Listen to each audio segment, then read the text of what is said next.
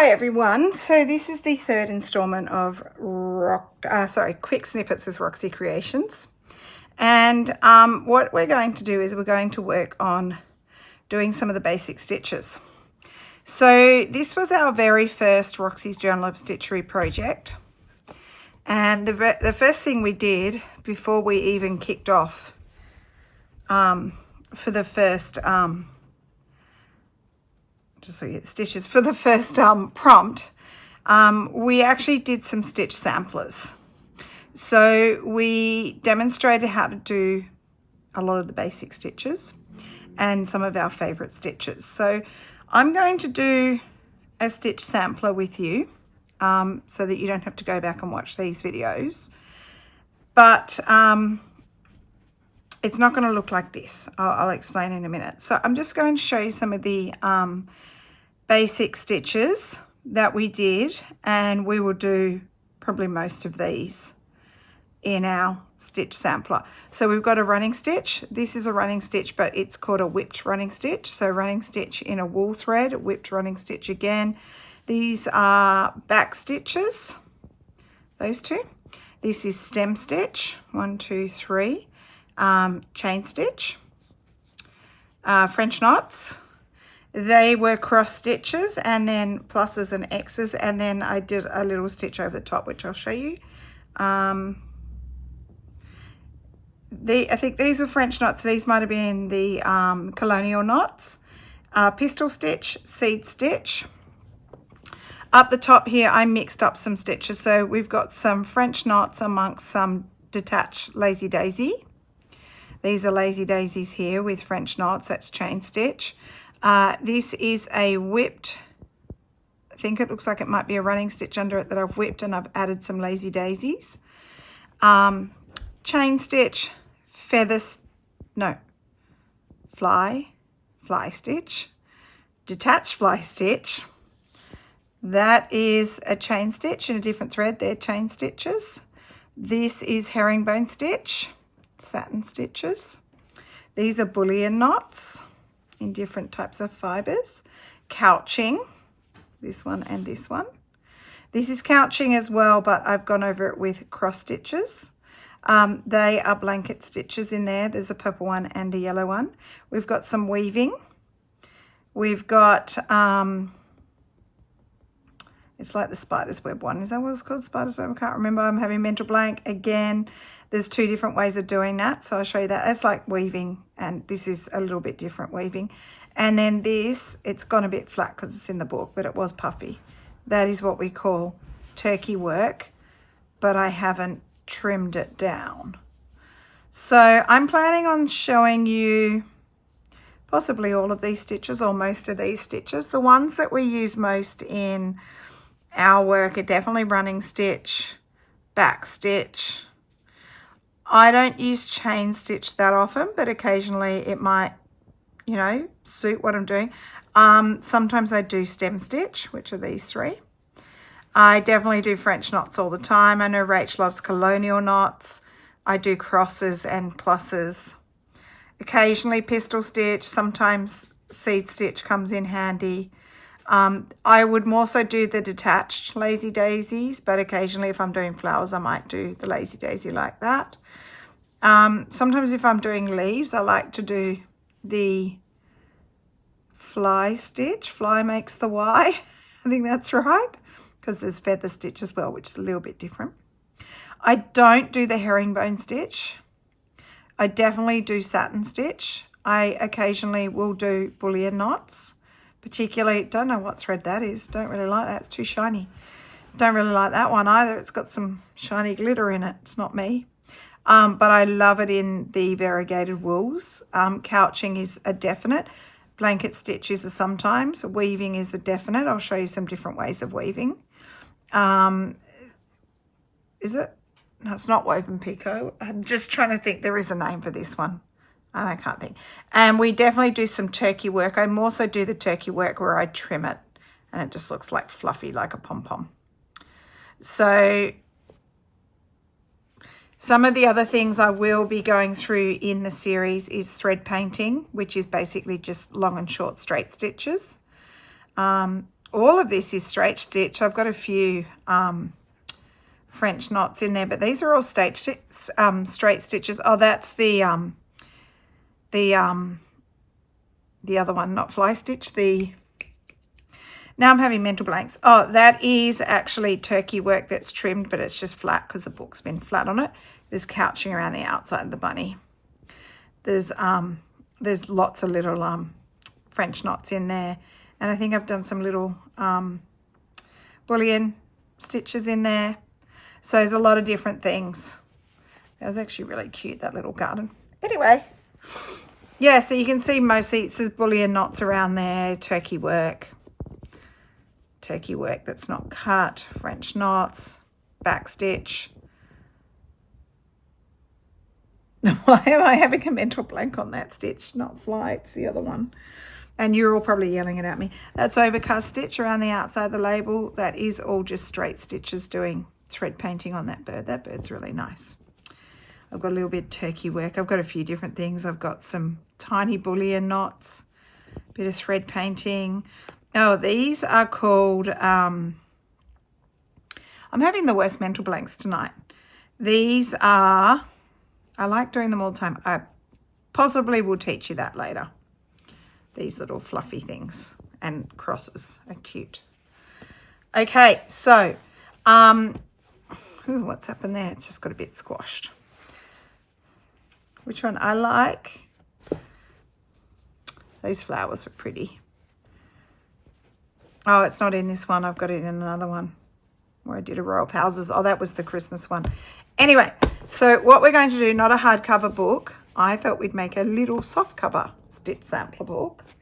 And what we're going to do, or what I'm going to do, and you can decide if you want to, I am using a piece of quilt cut up. So this piece of quilt, I've cut from this old raggedy bit.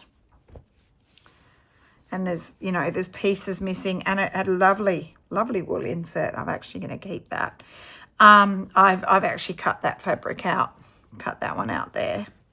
But all it was, the quilting is where they put it through and they tied the knots. So I've taken those knots out.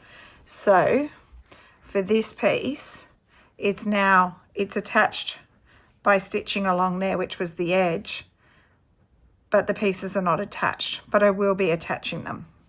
So I'm going to make a little tiny stitch book that we'll start with today, and I'm going to explain to you how, if you want to make a little stitch book. So it's for stitch samples. So in here we're going to do stitch samples, and I'm thinking that we will label what our stitches are. You can either write them with a pen and stitch over it or whatever you want, or stamp it. I'm thinking of stamping it and then maybe stitching it. And you'll have a little book with the names of the stitches where you do some practice. So I'm making mine quite little in terms of size. Let's pull a tape measure over. Mine is about 3.5 inches wide by 4 inches tall. So it's just little.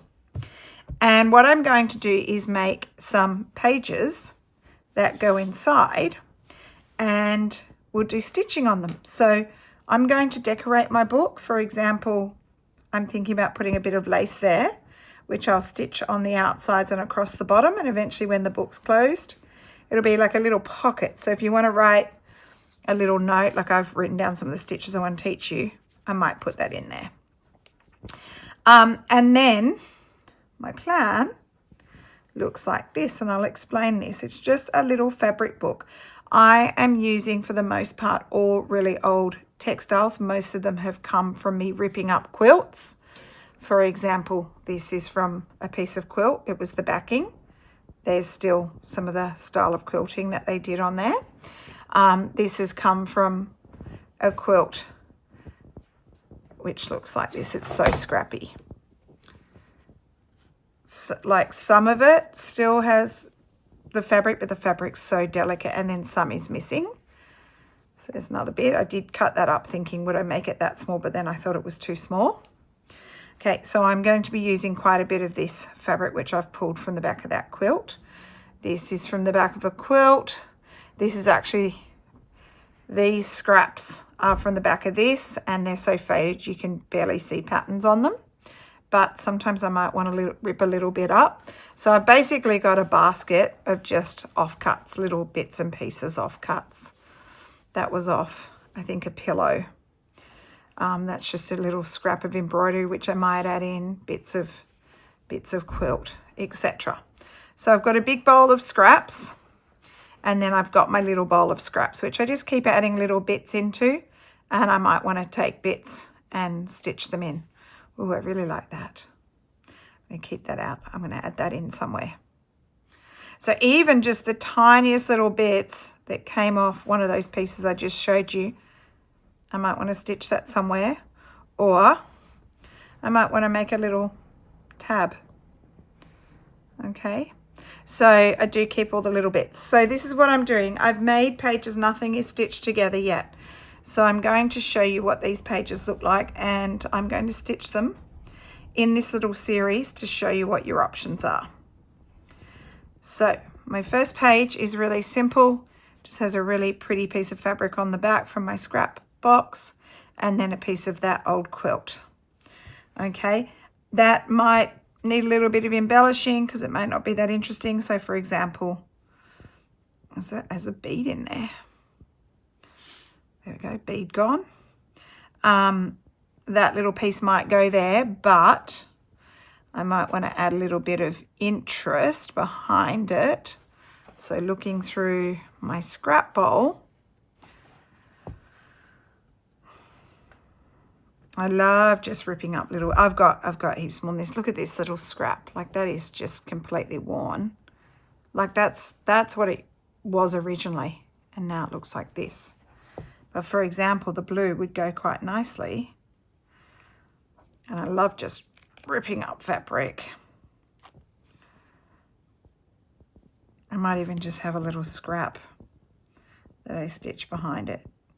And then I like using this little scraps of old tulle. This is a really old tulle. So for example, I might stitch that there. And then that might go on top. So that could be a first page. And then I might do running stitches, for example. Okay, my second page I'm planning on using is this one, an old piece of handkerchief that I've just ripped up with a piece of linen with a little bit of lace on the edge, and that will be a page. But that is not very interesting, that linen. So this is actually the first page I'm going to do. This was sandwiched in between, which quilt was it? It was sandwiched in between, oh, this one. It was in between. There was multiple layers. There was this. There was this, which is actually old wool. And then it's this quilt here. Then the pink is on the back. So you can see you've got the quilt top, the wool part, and then you've got this. And there's different fabrics, and then the pink's on the back. So I'm going to leave that there because I quite like that little cluster. So let me get organized again. So I've got this, it's got a stripe in it. Can you see? It's pink. I'm thinking even the color of this fabric may have gone through onto it. You can see a bit of discoloring. And I'm going to put that there. And then one of the fabrics that was on the front of that was this fabric. And what we're going to do using running stitch, we're going to attach this today. And then I'm going to make a little cross inspired by Jude Hill, who is probably the original person that we heard of that was doing slow stitching. And I'm thinking of putting a little bit of that tulle on there somewhere. And I'm going to, just in running stitch, I'm going to write running stitch. Okay, so that's going to be my first page, which I'll do with you on camera in a sec. All right, so once that's stitched down, then I'd stitch this, and I might do French knots on this or whatever.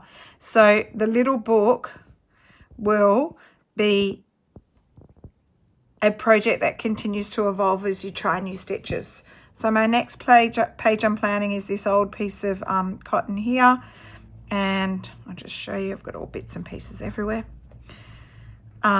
This lovely piece of linen, which I've ripped off the end of a hand towel. This was the backing of that quilt. That's going to go there. I thought I might put a bit of lace down the edge and have that peeking out. So that will be that page. No, not that. That, like that. And then my next page, which is my final page, goes like this. I've got a sandwich tray, like embroidery thing, which has only got a tiny bit of embroidery on. I've torn it down to size. I've layered, this was the piece of fabric that I ripped off that other quilt. I've put that there. I put a piece of that threadbare quilt, another piece of tulle just to soften it up, and that's an old piece of quilt from that other quilt that was falling apart as well, and I'm going to stitch all that down.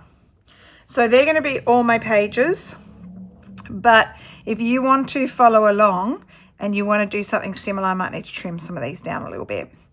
Eventually, I found I've got this old button in a teal colour. I will probably do a little label or down here or something, stitch samples. And I'll have the little button, and I might have a bit of sari silk that you just wrap around it. So it's going to be your little book of stitches. So if you want to follow along, you might start pulling some fabrics and bits and pieces. You don't have to use old stuff. You might prefer new stuff. But I'm going to do all the pages, and then eventually we'll stitch it together into a book. So let's start with this first little piece here. Running stitch.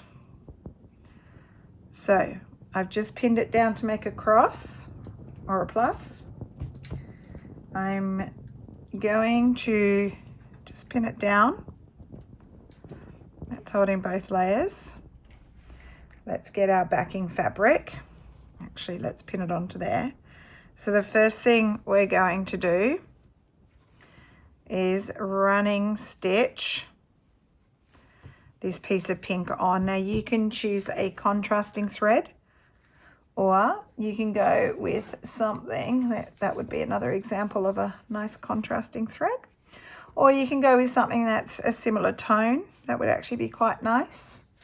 You go with a variegated thread, which would look good. I'm thinking that's a good colour. It's a bit of a thicker pearl. It's a number 5. I prefer an 8.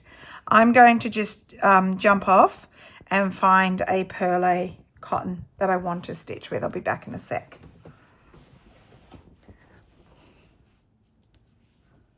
Okay, so I've decided to actually contrast the thread. I mean, it's, you know, in the tone because it's red. I'm going with the Wonderful Pearl number 8 in a red colour, 628. Can tell I like that one. And I'm going to do simple running stitch around the outside first. So actually I just need to straighten this up a little bit.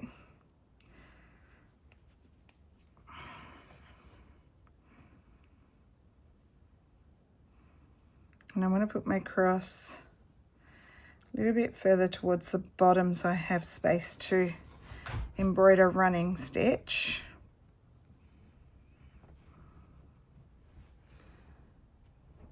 Okay, so quilter's knot, you get the end of the thread and you run it down the shaft of your needle, runs down, and you just wrap it around a few times, however many you want, and then you slide it down your needle. So you get to the end, I usually give the tail a little tug and you've got your knot. So I hope I stay on camera because I have zoomed in for you to see. So I'm just going to come up through both fabrics. This will end up being sandwiched in between the other fabrics, so you won't see it in between the hanky. And I'm just going to do running stitches, so up and down in a somewhat straight line. Somewhat, it's never going to be perfect. And my stitches won't be perfectly even either.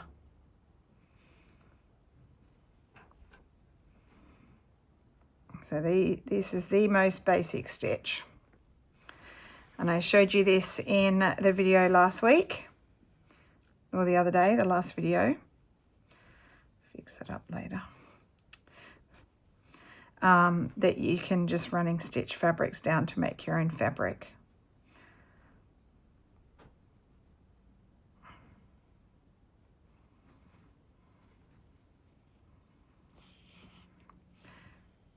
Super simple. It looks really good.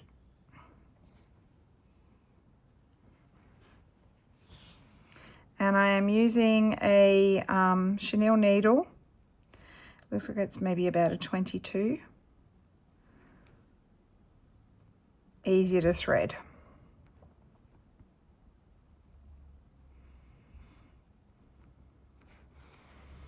Now this is the first way that you can attach fabric, is by just doing a simple running stitch around the outside. If you are going to do more embroidery on top, it would be fine just to go around the outside. But if you are not doing anything else on top, you just have to be careful that it doesn't bubble.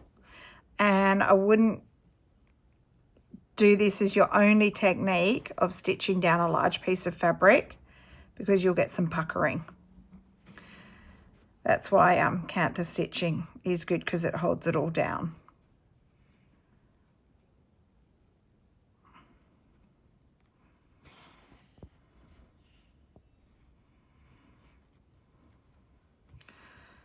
Okay, this is a nice way to frame a little piece.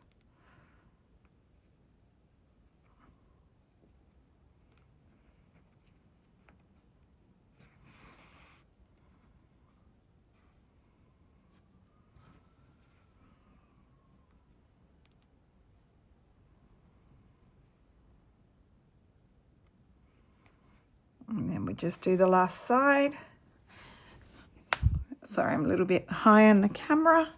Move it down a bit.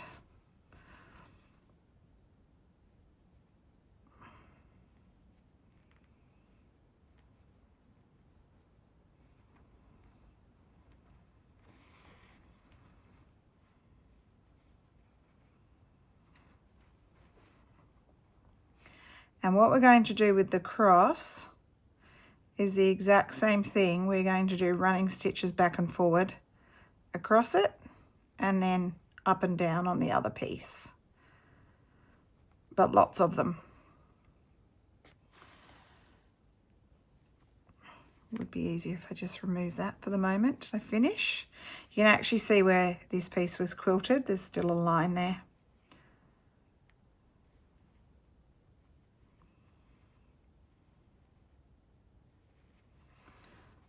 Okay, so to finish off, so I just want to make sure that's not pulling at all. Okay, to finish off, you just flip it over, and I'll just come under one of the other stitches I did. Sometimes I grab a little bit of fabric, which I've done. I've grabbed a few fibres of the fabric, and I'll just go under a couple of times, and then sometimes like I'll just go through that loop there and it creates a knot.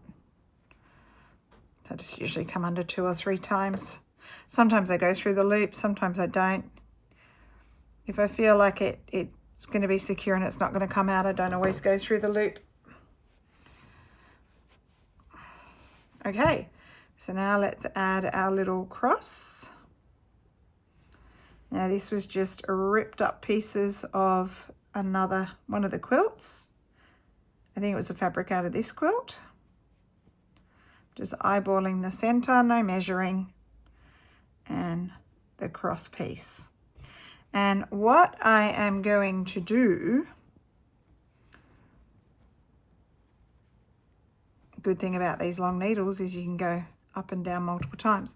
I'm going to go to my good old crochet cotton, which I stitch with all the time, and I'm going to do my running stitches with that. I thought about this. That's a Perlé number 12, so it's thinner than the 8, but I think that will blend in too much. I want this off-white, ecru kind of colour. So let's start with the up and down. Sorry, one sec.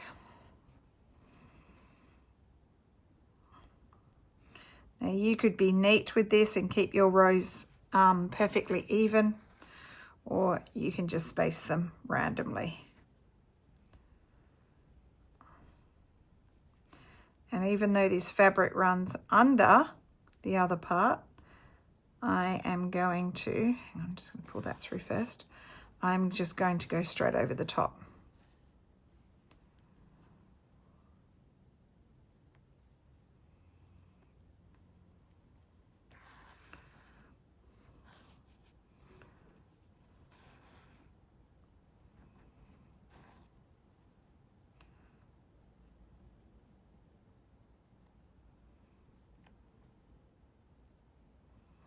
So this is, this is your first most simple stitch, running stitch.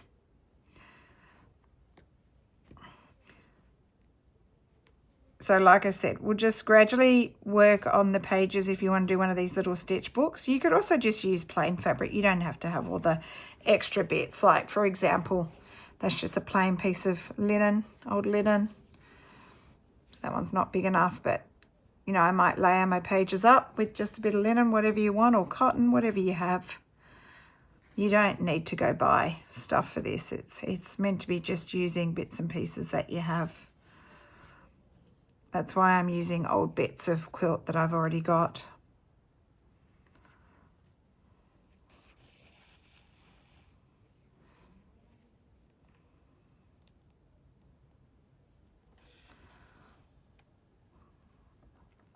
Oh, and my little stitch samples are not going to go in order. I'm just going to find pages that I like the look of, and I will do the sample on whichever page I think it will suit.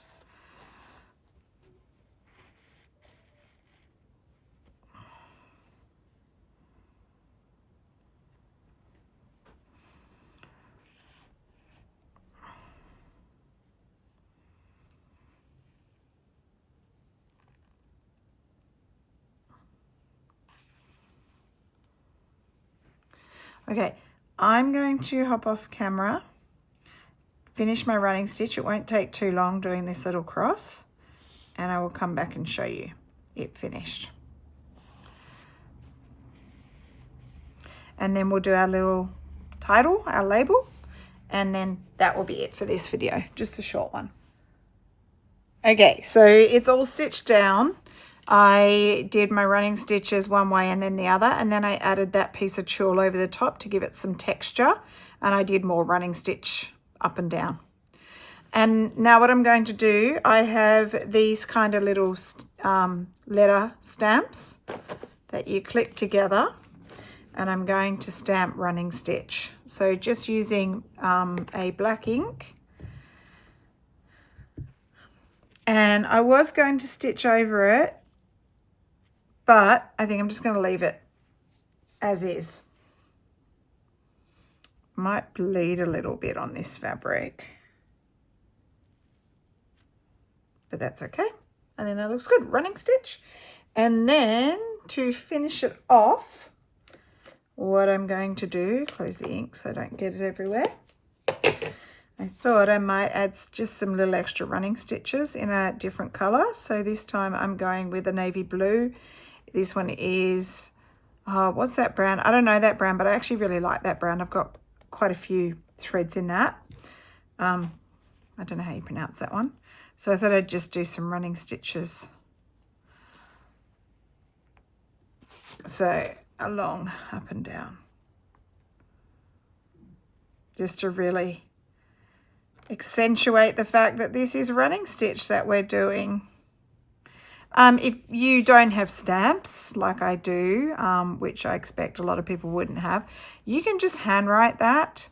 You could do it in an ink like the friction pen that disappears with heat, and actually do running stitch on the letters if you want to. Or the other way you could do it is back stitch, which we'll get to. Back stitch is really very similar to running stitch.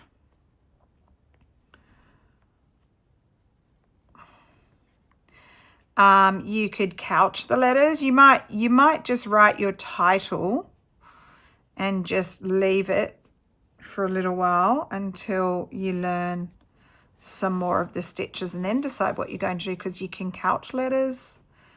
I quite like doing either running stitch or back stitch and then whipping it. It just sort of smooths it out more. So up to you.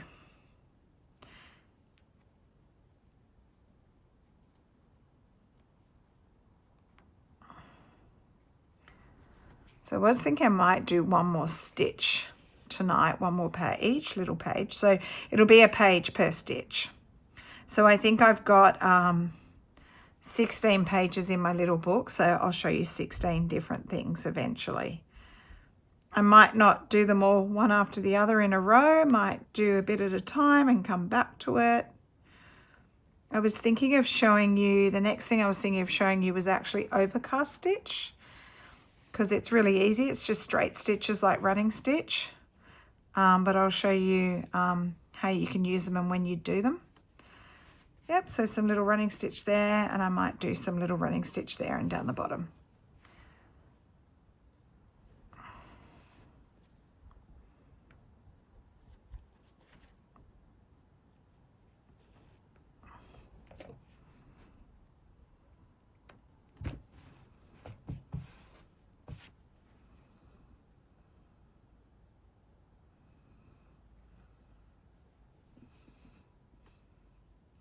So this would be a great little resource for you, your little stitch sampler book.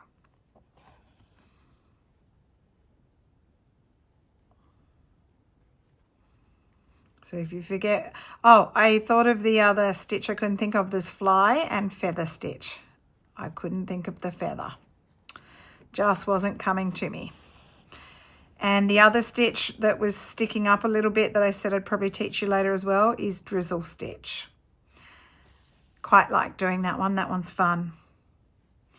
You kind of need a milliner's needle for that one. Well, milliner's needle's handy because it's nice and long. You could possibly get away with it with another needle, but milliner's is what you need because you wrap the needle. So if you're new to this and you were wanting to buy some needles, as I said, the recommendation is to get some chenille needles, 22, 24, that kind of thing. You could get a mixed pack of chenille, so you get some different sizes. You could get just a mixed pack of embroidery needles, which will give you some different lengths and different eye sizes. And then for me, the milliners. So as I said, the milliners run in different sizes, 1, 4, 10. They're a little bit weird. They don't necessarily go in order. They're quite long needles. Perfect for bullion knots, perfect for drizzle stitch, great for French knots. Just have a look at them because the eye is quite small, so you just want to get an eye that you think that you can thread. Particularly, you want to be able to thread things like your perlé cottons. And I might go the other direction for the bottom ones. So I'm just capturing a few fibres of the bottom. Capture them again. Making sure I'm not coming to the front fabric, which I'm not.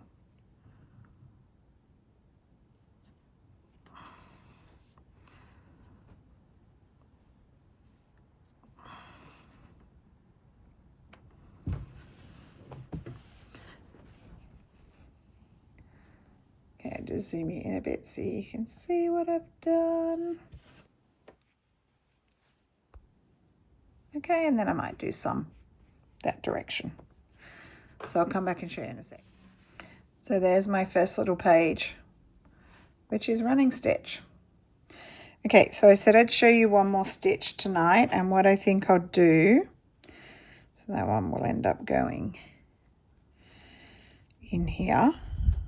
That will go in there. Okay, so I'm going to take these pages out. I said I'd show you overcast stitch as well. I'll zoom out just a little bit. And I'm going to show you overcast stitch. So I'll use it on this page here, using the red perlé cotton again.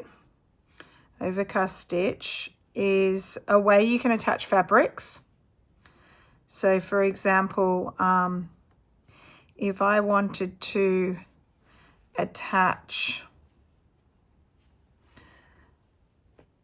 you know, a piece of this to there, I could do an overcast stitch, which is just stitching around the edge. Okay, so I'm going to show you overcast on this little piece of lace. I'm going to start at this bottom. Now, I don't want to see my needle, so I'm going to try and sandwich it in here. Sorry, my needle, my knot. So I'm going to sandwich it in here, pull it in. Yep, see, it's gone. And overcast is just capturing a little bit of either the fabric or the lace. And I don't want my knots to go through to the front, so I'm going to run them in between the fabric. And you just go over the edge. Okay, so little stitch over the edge. And these stitches are just straight, and then I come down on an angle. I am running it between the fabric, so you won't see it on the front. And red is a lovely colour to do overcast stitch in because it contrasts very nicely against the lace.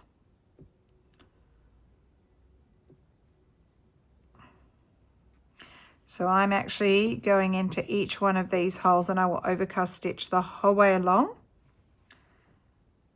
And then I'll decide if I want to do it up the side. I'm thinking I might just do it in the ecru colour. I'll just do little stitches over the top here so you can't see them. And the feature is just along the bottom.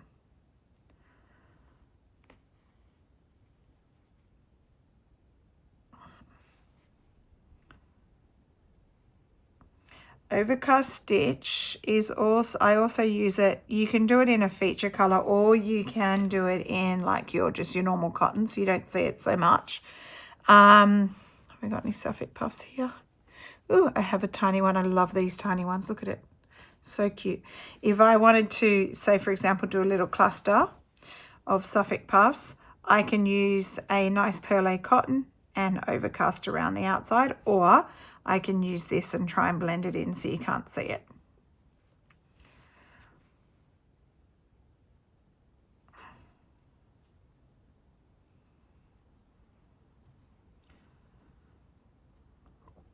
I might do a little label.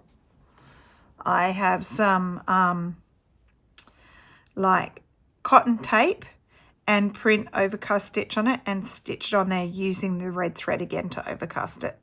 So I'm going to turn off the camera. I'm going to stitch all the way along here, stitch down the sides, and then I'll come and show you the label. So here we go. I've stitched the sides down and I've just put a couple of old pieces of quilt that I've ripped up. And I've stamped my little overcast stitch label on, where is it, this one? The kind of old cotton tape. Okay, so using the same stamps I showed you before. And now I'm going to overcast stitch this down. So I've folded under the bottoms, the sides.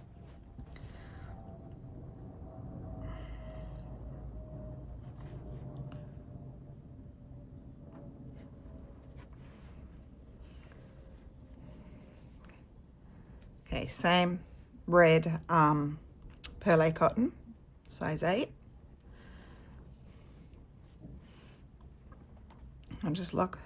Oh, now I'm not going to go through the top layer of the quilt. I'm just going to go through the wool and the back side, this piece. Just little stitches like I did at the bottom.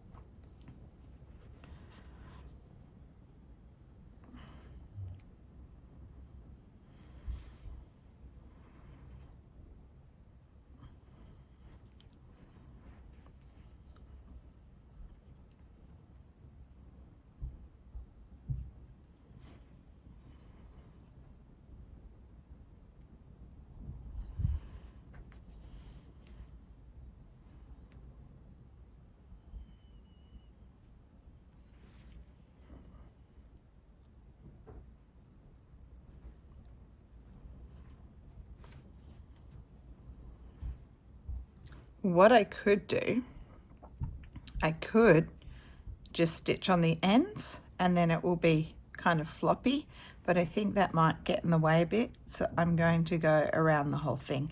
If the label was smaller, say for example just a little one, I might do that, but this one's quite long and I don't want it going all over the place.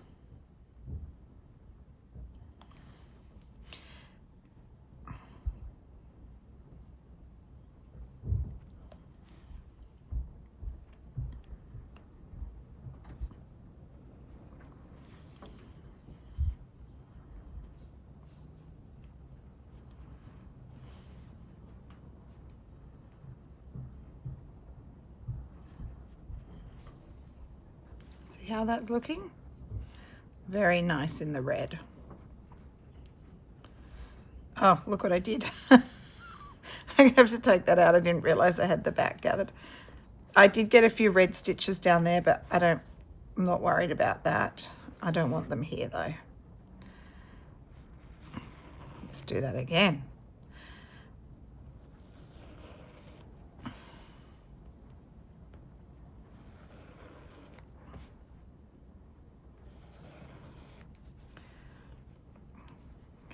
Let me get this. Okay, it looks like I've done it a little, one more stitch under here. Okay, I'm gonna get that right out of the way and try this again.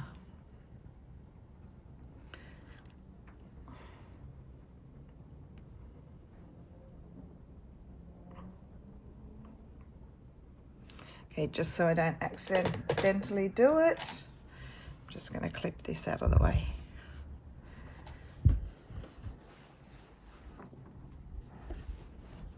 Okay, so let's go back to this, make sure it's straight. I'll do a couple of stitches again and then I'll pop off the camera and finish and come back and show you at the end.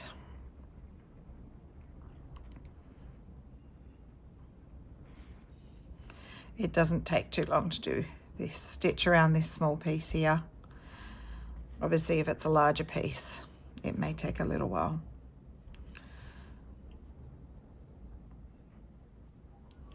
Okay, I'll finish this off camera now and I'll come back and show you. Okay, so there's my little overcast stitch on this page. So just to recap my little book and how it's coming along, I'm probably going to trim that down. That bit's a bit too long, but I'll work that out later. So far, little overcast stitch with the pocket. You can put your little card in it. This will be a page. There's my little running stitch page. That will end up on the back of it. That page, and then finally this page. I love that old piece there. That'll all be stitched down. Okay, that's going to run underneath the fabrics. I do just need to trim them down. So that could probably move along a little bit. Okay, so that'll be the back of that page, this page, and then the final page, and then the back pocket. I just probably need to trim some of the pages down just a little bit. I don't mind them sticking out a bit, but that's probably a little bit too far. And eventually, don't know where it is. I had my button. Don't know where it is. Love that bit. That's got to go on somewhere. Might need to be trimmed down.